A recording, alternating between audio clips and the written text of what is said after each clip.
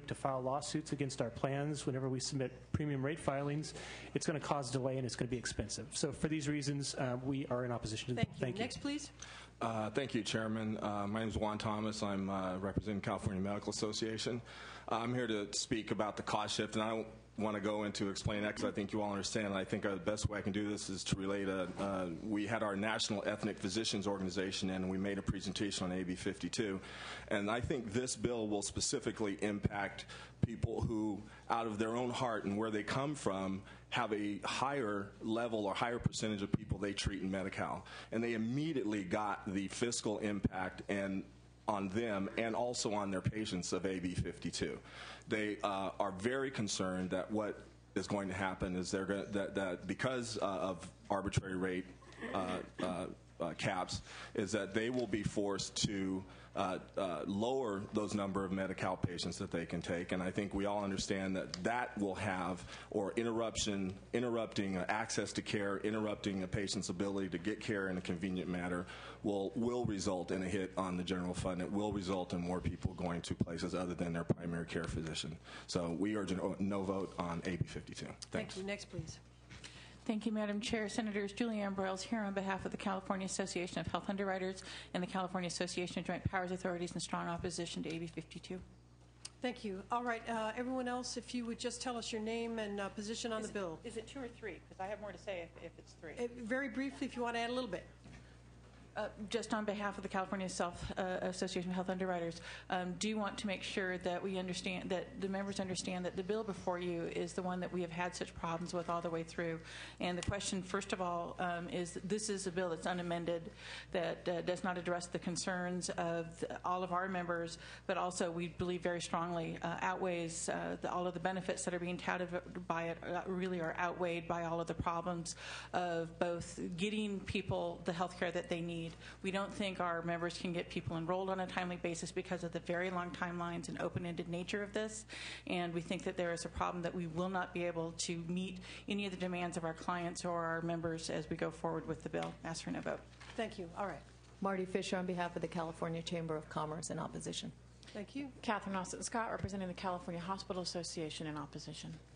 Stephanie Watkins on behalf of the Association of California Life and Health Insurance Companies also opposed. Thank you. Dennis Sloper on behalf of Keenan & Associates in opposition.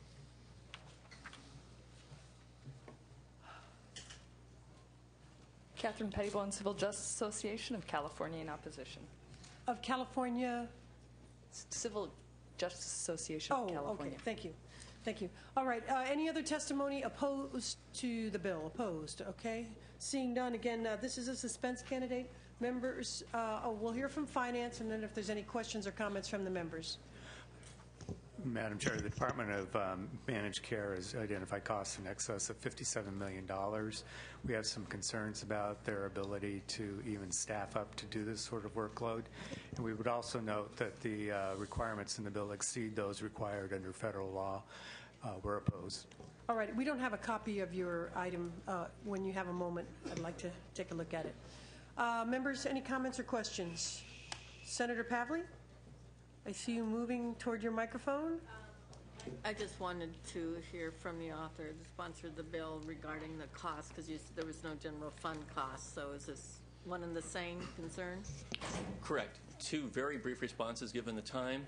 First, it was stated that this bill goes beyond what federal law requires. The Federal Secretary of Health and Human Services, Sebelius, has said that every state should have the authority that this bill would grant in California. With regard to the cost statement, I want to emphasize first, there is uncertainty and a real disagreement regarding that level of cost. But even if it were accurate, no general fund dollars associated with any of those costs, and minor implications for individual consumers compared to enormous benefit from merely one rate reduction, let alone what other states have shown to save consumers every year. Right. Senators, if you want to take a look at the box on the front page of the analysis, it's highlighted. It is all special funds. It is still significant funding. The funds are named at the bottom there. There are the general fund impacts are far, far less than the special funds, but there are still a lot of fiscal impacts. Any other comments, members? All righty. Then, very brief comments from you gentlemen? Yes. Or I will close in 1 minute. The status quo is that which, against every bill, should be measured. The status quo today is people are choosing, as we heard in this very room, between paying the mortgage and having a doctor and having health insurance. That status quo is unsustainable for business groups which around the state have resoundingly supported this bill, and for families and individuals. The allegation was made that medical inflation is the underlying problem here. It's at 3.4% a year. Insurance rate increases are 39, 49, 59%. It said people are using doctors more. That's causing the problem. Utilization rates are down. All right. What this bill does with no general fund cost is address that problem for every Californian. I urge an aye vote. all righty. Mr. Jones, you took I the time adopt to those come up. comments as mine, and we appreciate the committee's attention to the bill. Thank you, Madam Chair. Thank you for your Thank you, Madam detail. Chair. Then without objection, members, it goes to suspense. One more item before we go to the floor. Mr. Bradford's bill is still open. Mr. Bradford is where? This is AB 38. It's 4-2 right now. The chair is aye. The vice chair is no. Will you please call the absent members? Pavley? Pavley, aye. Runner? Price? Steinberg. And Steinberg, right. 5-2. It is 5-2. That bill is out. Members, and we can go to the floor. We'll try to get back here immediately after 1 o'clock. Thank you. We're in recess.